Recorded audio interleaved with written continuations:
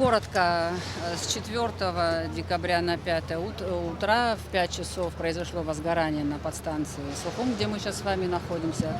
В результате пожара выгорело все оборудование, которое находилось на подстанции, и в результате обесточен был практически весь город. Конечно, ситуация нештатная, это фактически у нас произошло ЧП.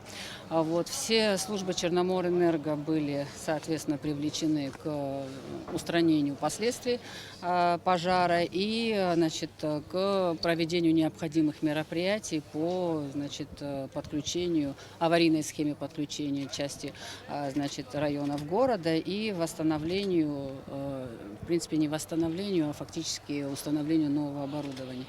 Самым главным фактором, который нам позволил достаточно быстро и оперативно решить этот вопрос, это то, что данная подстанция должна была быть реконструирована в течение этого года, хотя средства были предусмотрены на ее реконструкцию еще в 2019 году, но тот факт, что оборудование уже было поставлено и у нас была возможность экстренно приступить к работам, позволило нам быстро и эффективно справиться с этой задачей. Конечно, хотелось бы от лица руководства, правительства, президента выразить огромную благодарность всем работникам Черноморэнерго, которые в течение 2 суток без перерыва работали на объекте для того, чтобы решить эту задачу. Наша личная благодарность им за такой самоотверженный труд. Очень оперативно все службы Черноморэнерго, СУЭС оказались на месте в авральном режиме, исходя из понимания того, что у нас большая часть города, население обесточено, исходя из понимания того, насколько серьезна степень аварии, приступила к работе в очень непростом режиме. Как сказала Кристина Константиновна, нам очень повезло в плане того, что оборудование по комплексному плану находилось у нас на складе.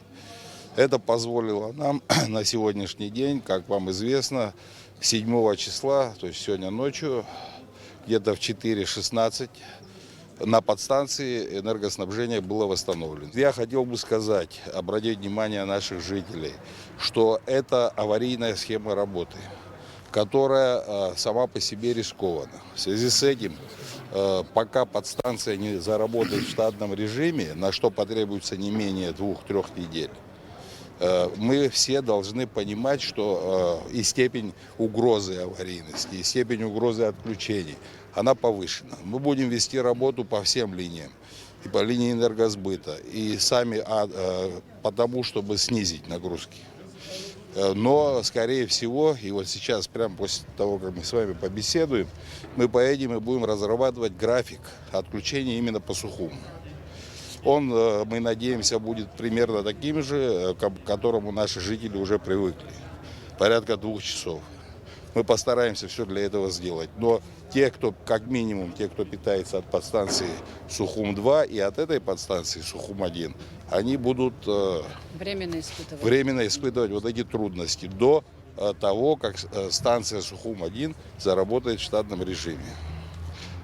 Помимо прочего, работа в таком режиме, она чревата различными непредсказуемыми последствиями. Как вам известно, наш сотрудник, сегодня он был доставлен, вчера в 1:00 ночи он был отправлен отсюда и уже находится в Краснодаре. Проводится необходимое обследование. Состояние тяжелое. Хотелось бы поблагодарить медиков наших. Мы сегодня послали официальный запрос по предварительному заключению. Но хотел бы пожелать ему скорейшего выздоровления. Будем все на это надеяться и молиться, чтобы с ним было все в порядке. Что нам позволило еще так оперативно справиться, это умение наших рядовых сотрудников работать в таком режиме и в какой-то степени их самоотверженность. Спасибо вам всем огромное, что все эти дни вы проявляли понимание. Спасибо жителям нашим, которые сидели 2-3 суток без света и тем не менее понимали, чем занимаются здесь наши ребята. И, наверное, никогда мы не получали столько благодарностей. Кристина Константиновна, огромное спасибо за поддержку во всех отношениях руководству, правительству. Вот так вот, даже в самых сложных ситуациях, когда мы все вместе, беремся с пониманием за дело. Нет никаких других проблем, нет никаких проблем, которые мы не решим. В 4:15 первый раз мы подали сюда на эти ячейки, которые были поставлены внутрь, в ЗРУ называемо так. Это 7 ячеек отходящих фидеров, еще 2 ячейки это для водные, там, другого назначения. Сейчас ставят еще 2 ячейки. Это, ну, если так, по пониманию, что было из 16 ранее действующих, вот такое количество в процентном отношении тоже приблизительно задействовано. Но СУЭС там делает переключение, ограничения вводя, запитывает одних, вторых, поэтому это и трудности. Еще раз хочется сказать, просто не знаю, какими словами выразить, как сотрудники работали здесь 2 суток вообще бесперебойно. Вот сегодня они отоспались там 2-3 часа, и сейчас они все по новой работают. За что им огромное спасибо. Надо потерпеть немножко, тихо-тихо мы будем увеличивать это количество. 2 дня, да, ушло на устранение аварии такого масштаба. Вот здесь стоят специалисты, которые не первый день в энергетике. Они подтвердят, что, наверное, в любой другой стране на это ушло бы как минимум дней 10, да, Тимур Львович? Однозначно. И хотелось бы нам все-таки прийти, вот Кристина Константиновна говорила о состоянии энергетики в целом. На это очень много чего надо, и труда положить, и средств. Но нам хотелось бы прийти к тому, чтобы в повседневной жизни эти люди как-то были более обеспечены нами, самим предприятием. Мы обязательно будем об этом думать. Михаил Валерьевич акцентировал внимание на то, что это по масштабам беспрецедентное было происшествие. И, к сожалению, мы вынуждены констатировать, что состояние практически всех наших объектов энергообеспечения республики, подстанций, линий электропередач и распредсетей практически находятся в аварийном состоянии. Мы об этом говорим постоянно. Эта зима очень тяжелая, и если мы не будем предпринимать кардинальных решений по кардинальному изменению ситуации, следующая зима может быть еще сложнее. Для того, чтобы восстановить все эти объекты, необходимы очень значительные средства. И нам нужно решать эту задачу вместе правительству, парламенту и всем, кто заинтересован в том, чтобы энергетика в Абхазии была. А сегодня мы, к сожалению, у нас серьезный энергетический кризис. И не признавать этого, и не считаться с этим, конечно, никто не может. У всех вызывает большое беспокойство сегодняшнее состояние энергетики республики, но помимо беспокойства нужно принимать очень серьезные, ответственные и взвешенные решения, которые помогут спасти нам ситуацию в будущем. За последние 3 недели нами была проведена очень большая работа. Все крупные майнеры, фермы, которые были в городе Сухум, они были обесточены, были опечатаны, были заактированы. Вот. Ихняя работа была прекращена.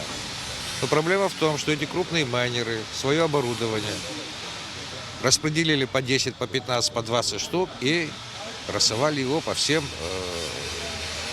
домам, сараям, не знаю, заброшкам, квартирам, чердакам, где они ведут свою работу дальше. Рост нагрузок, да, рост нагрузок существенный. Вот в прошлом году и сегодняшний сравнительный процентов 30-40 возросла наша нагрузка. Естественно, что это посадило наши сети, посадило наши возможности подачи качественной электроэнергии нашим потребителям. Вот. Что касается дальнейших подач электроэнергии в городе Сухум, вы знаете, что в 5 утра была подана электроэнергия, большая часть города была запитана. Вот. Остались 5 подстанций без напряжения, там технически не получалось у нас. Утром обратно были обесточены. Почему? Потому что утром продолжились монтажные работы, утром продолжились кабельные работы. Вот, под напряжением это делать невозможно. Потом мы вынуждены были обесточить обратно большую часть потребителей от Сухуми-1. На сегодняшний день у нас установленная мощность трансформаторная Сухуми-1 составляла 50 мегаватт. На сегодня эта мощность наполовину меньше в силу того, что трансформатор вышел из строя, и сейчас идет его ремонт, обследование, и пытаются сотрудники Черноморэнерго ввести его в работу. На это время мы ровно наполовину ограничены возможностями по подаче электроэнергии населению. Что, в свою очередь, приводит к тому, что мы вынуждены вводить графики ограничения, для того, чтобы хоть какой-то свет был у нас у наших потребителей на период восстановительных работ. Все силы энергосбыта сегодня брошены в контакте именно на Сухум нашего энергосбыта. У нас очень большая надежда на рабочую комиссию, созданную Министерством экономики, и на работу соответствующих структур правоохранения, которые они ведут, на мой взгляд, успешно. Да? Я надеюсь, что она еще больше будет усилена, чтобы мы как можно больше могли заниматься своими непосредственными эксплуатационными делами. У нас сама ситуация сложная с подачей электроэнергии, нагрузки очень высокие. В 2021 году, вы знаете, ожидается остановка Энергогэс, и в контексте развития всех этих событий эта работа вестись будет однозначно, в безусловном порядке. Министерство внутренних дел, вы следите, достаточно активно работу в этом направлении проводит служба государственной безопасности. Мы постоянно обмениваемся информацией, и хочу обратить внимание, что не имеет значения, кто, чье, все объекты, которые занимаются потреблением энергии, электроэнергии незаконно, будут отключаться в безусловном порядке. Такая позиция у правительства, такая позиция у президента, и мы этой стратегии будем придерживаться.